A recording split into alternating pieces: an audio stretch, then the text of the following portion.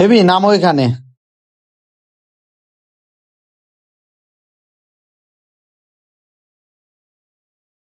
ভাইয়া আসলে ভাইয়াকে বিচার দিব।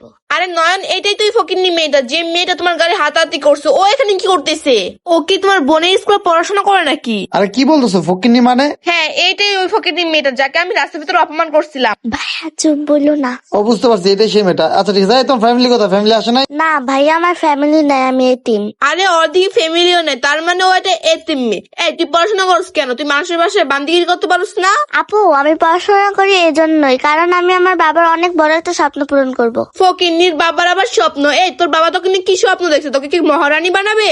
না মহারানী না, আমার বাবা সবসময় চাইতো যে আমি বড় হয়ে ডক্টর হয়ে গরিব দুঃখীদের সাহায্য করব। তুই ডাক্তার হবি? আচ্ছা ঠিক আছে, যা তুই ডাক্তার হোক, তোর জন্য আমি দোয়া করি। যা এখান থেকে। মনি চুপ থাকো, একটা বাচ্চা মানুষ, ওর সাথে এই ব্যবহার করো না, ঠিক আছে? আচ্ছা আপু এখন তুমি যাও তাহলে। ঠিক আছে ভাইয়া, আমি যাই।